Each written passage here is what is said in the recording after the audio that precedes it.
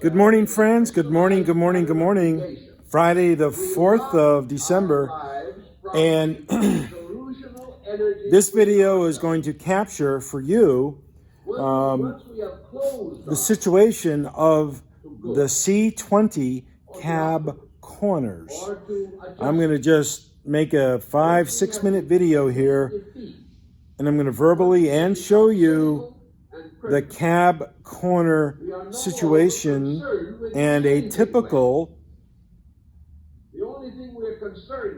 method and process to make the aftermarket stuff fit and fit very well.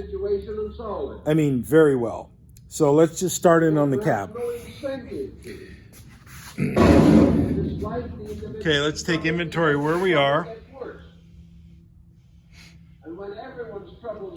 And let's go on this side.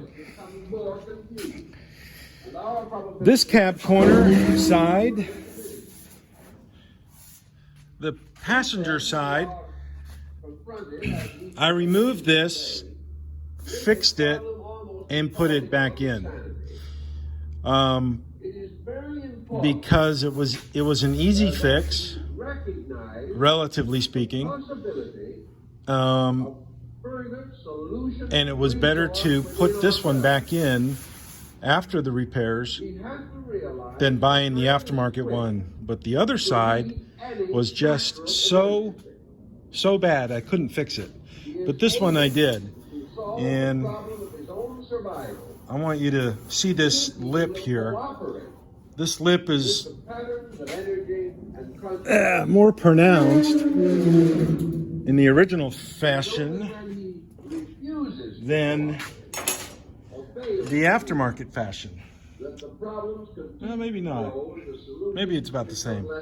So let me try to set the phone down and I'll film. Hopefully. Let's see. How am I going to do this?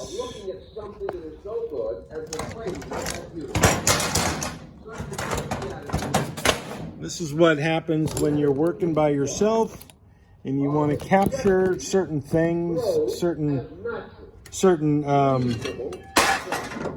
video aspects of what I'm doing. So I think this might do it. Yep. Okay. So,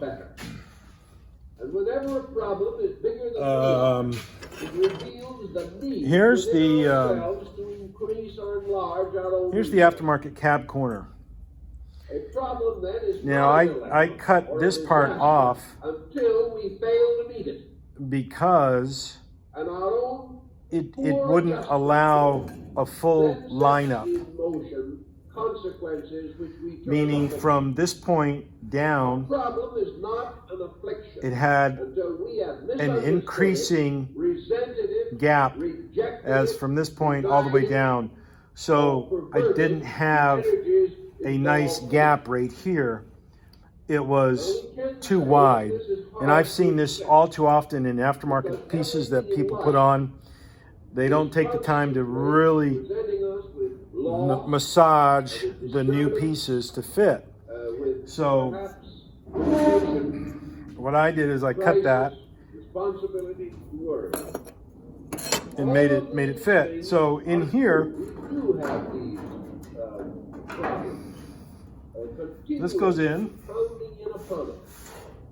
and let me see if I can. This is the time I need somebody here to film this as I'm actually talking about it. But I'm back by myself. So this will go in.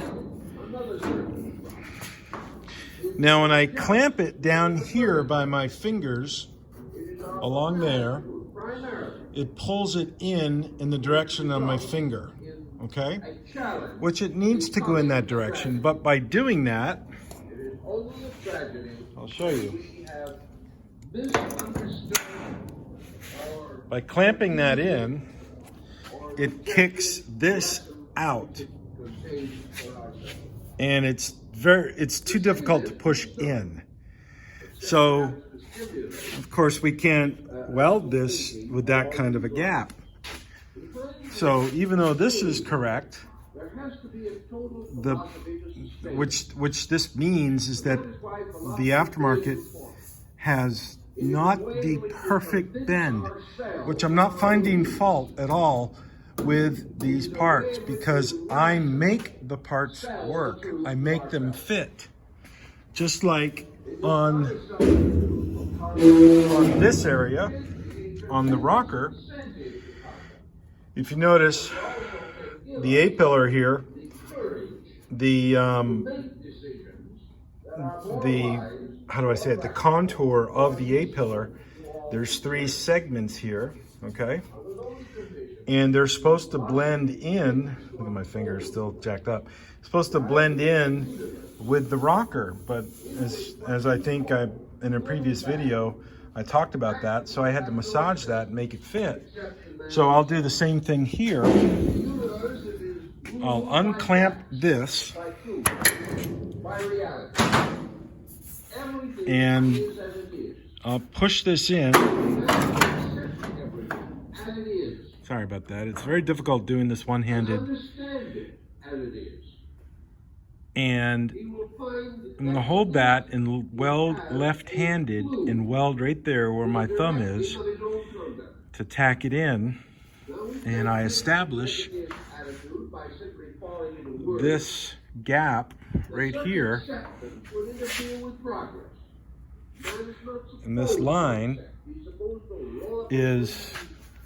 will then be correct. This gap, which is all part of the metalworking process. So I don't know if I was able to successfully capture this on this, but I sure gave it my best effort.